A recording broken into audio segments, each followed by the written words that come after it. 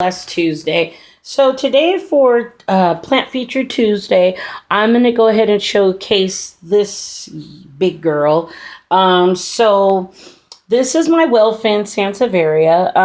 I purchased her. When I purchased her, I just had this, and this big girl was about that small when I got her. So we'll say I got her back in October.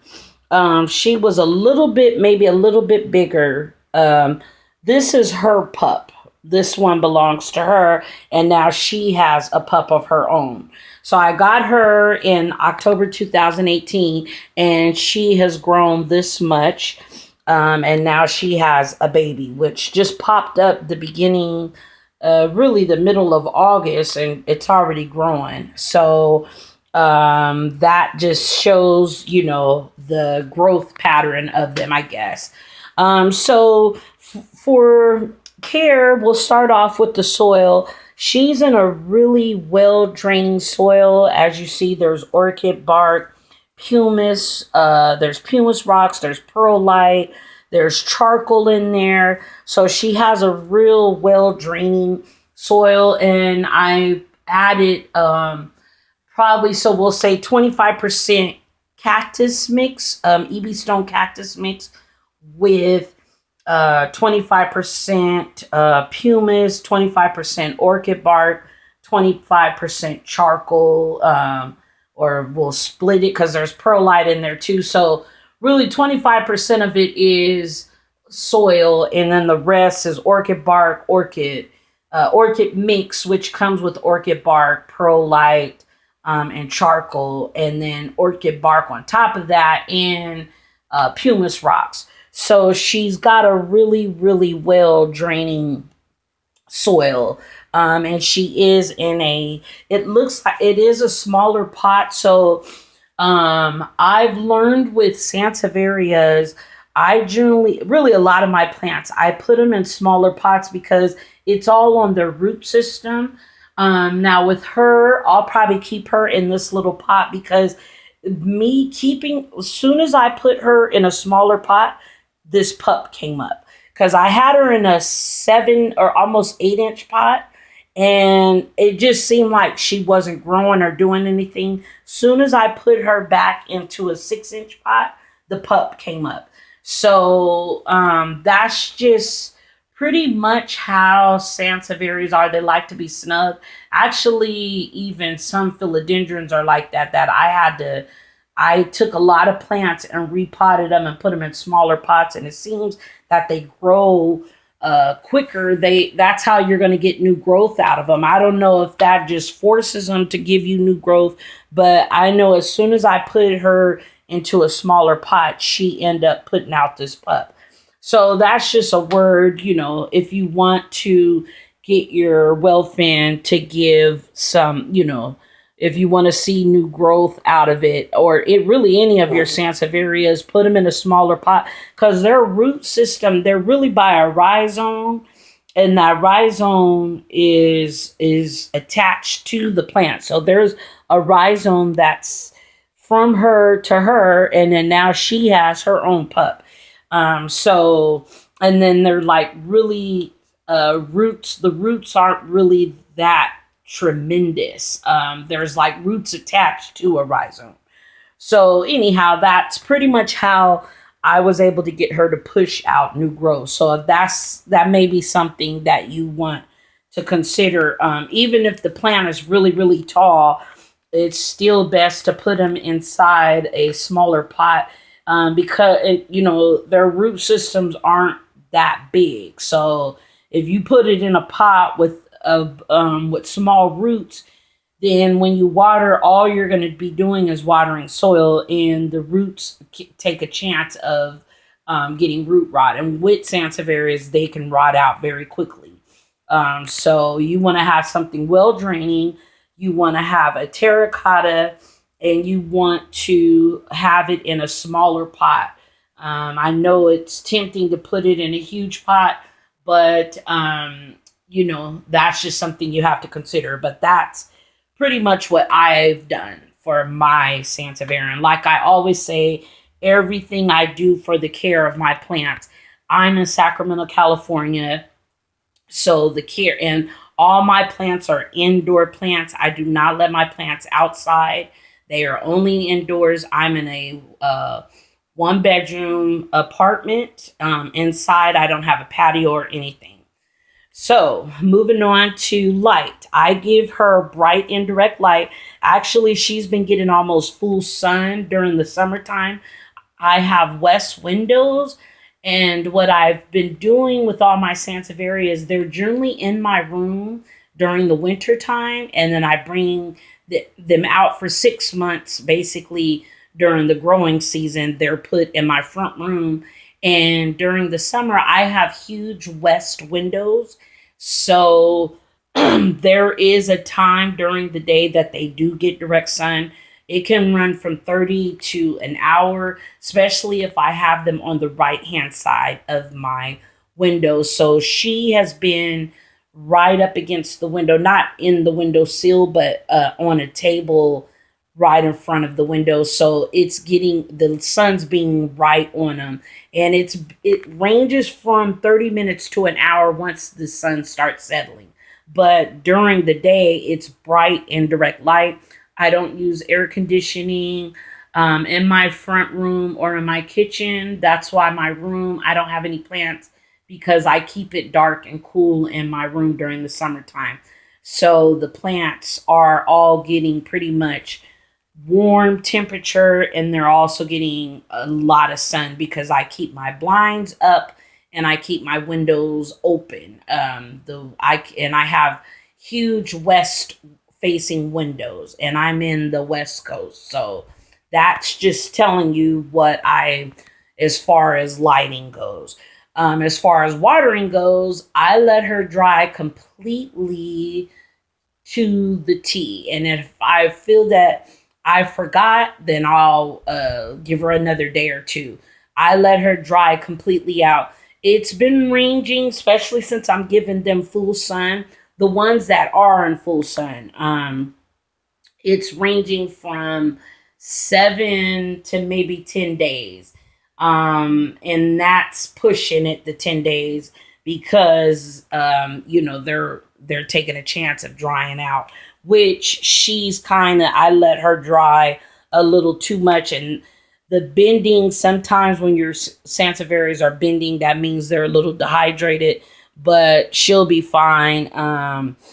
She's not too dehydrated, but I've watered her, I want to say like a week and a half ago, maybe almost 2 weeks ago. So I'm going to give her and all the ones that are sitting by the sun a real good drink, and then I won't water them again for another week or so. That's pretty much the watering schedule for ones that are getting direct sun. Other ones, they probably don't get water. If they're moved back really far, they don't get water maybe once a month, like winter time. In winter time, actually, I don't even water my Sansevierias. I water them real good.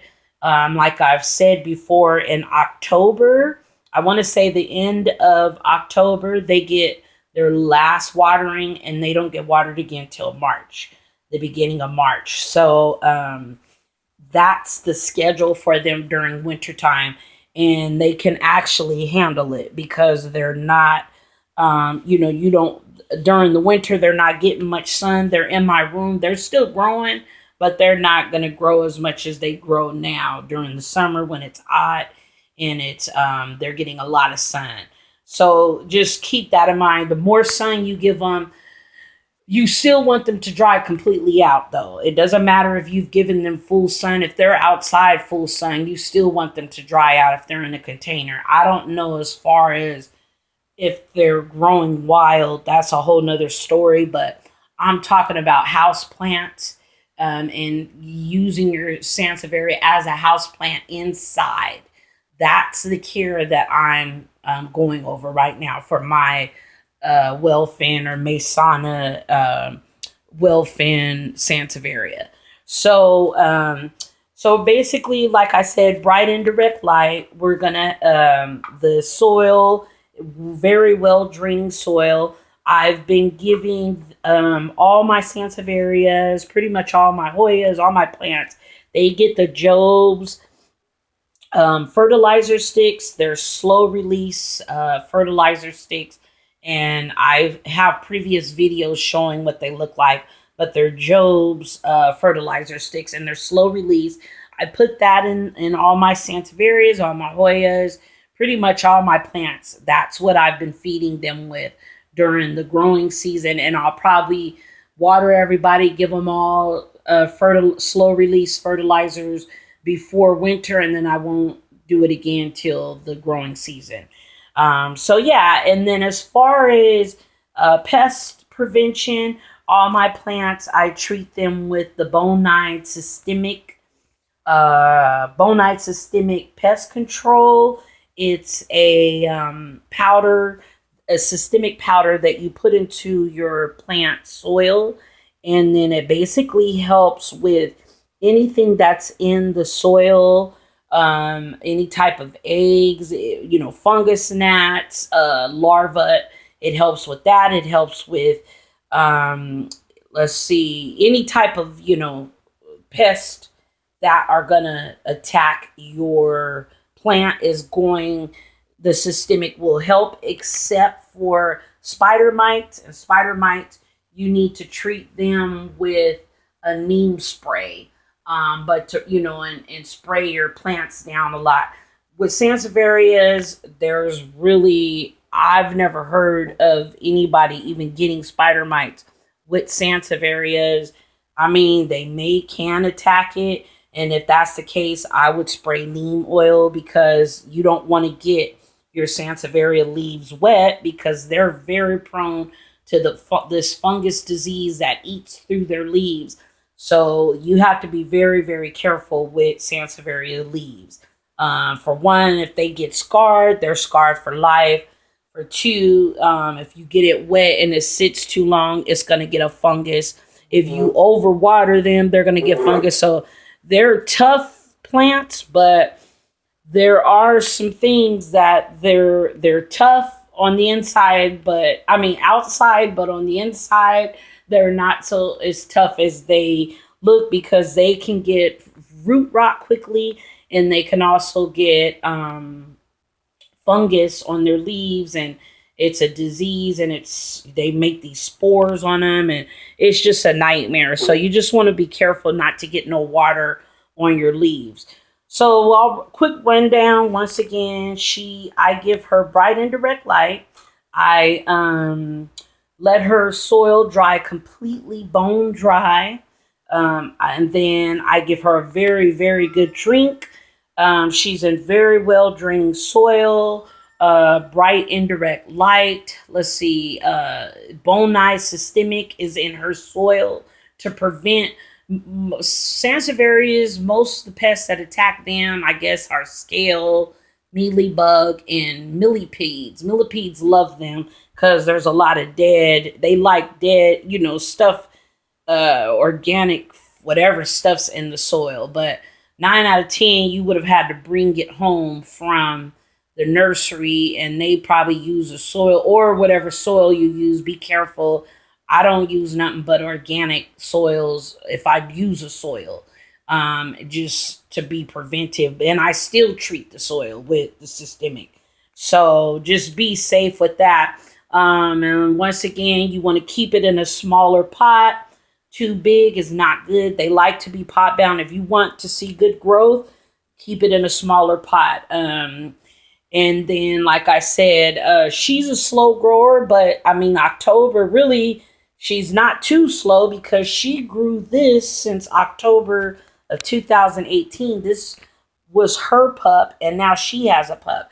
And it hasn't even been a whole year that I've had her.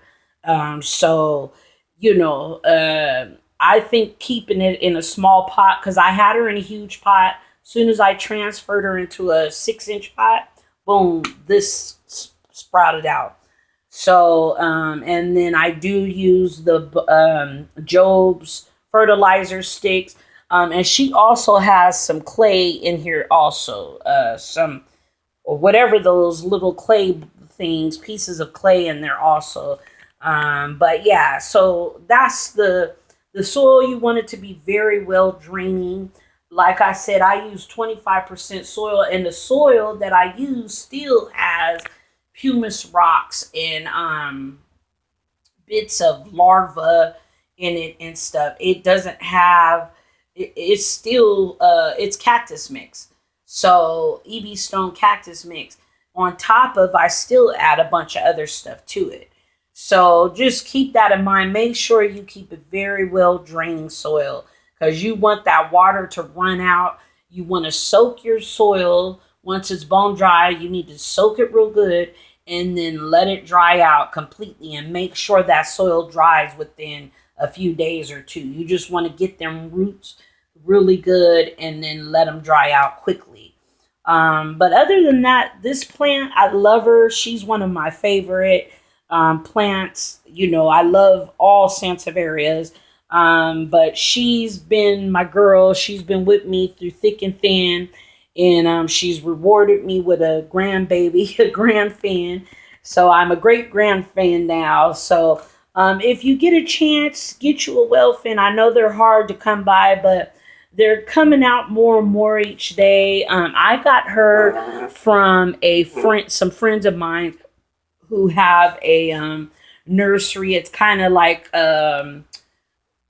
private nursery, I guess you could say. They grow things and then they sell stuff and do trades and stuff. So there's some good buddies of mine. She does have some dry spots. This leaf's old, so it's fine. She's I guess she's a grandma now, and I'm a great grandma, so we're both some old girls. So if you get a chance, get you one. These girls, you know, they're beautiful. They take, during the winter, she was growing on lower light. So they do take low light. They take bright indirect light. So either one, they take it. Just remember that low light means you can read a book in the room without having to turn a light on. That's what low light means. Because if you can't read a book on low light, neither can the plant's leaves. So remember, they pull in the light from their leaves and they need to see that. So just keep that in mind. So quick rundown once again: well draining soil. Get you a terracotta pot. I recommend terracotta. Smaller pot. Keep her in a smaller pot. She's fine. Their roots, like I said, are not that tremendous. There's a rhizome. I've made sure that the width wise, you know, that it is big enough for her, but her roots are not that big. And I use Job's fertilizer sticks, bright indirect light, very fast draining soil. You can even go back into my videos if you want to see the soils that I use. I use different kinds, but they're all well draining and very rocky, pebbly type of soil. And let's see, it's like I said, for pest control prevention, I use Bonite Systemic. And other than that, that's about it for her. I love her very much. Like I said, I've had her for a while.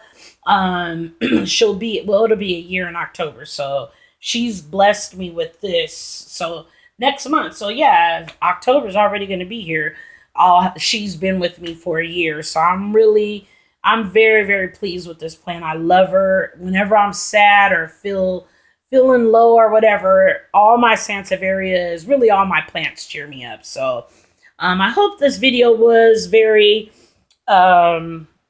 informative. And once again, like I said, I'll say it again, I'm in Sacramento, California. This is for inside care. This is how I treat my Sansevieria well fin indoors. She is never going to go outside. She's an indoor plant unless I get a patio. But as of now, I don't have a patio, and I don't know if I'm going to be getting one soon. So I probably still wouldn't put them out there. I'm just too scared the bugs get them or anybody will get them. So I'm protective over my babies. So that's the care for her. I hope everyone enjoyed this video. Just those are just few quick things. And And I will be doing an unboxing soon. More Sansevierias to the collection.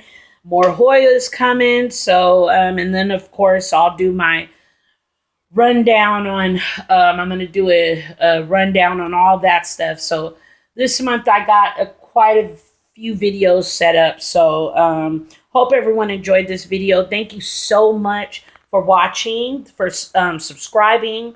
And I appreciate everyone. Hope you have a blessed week.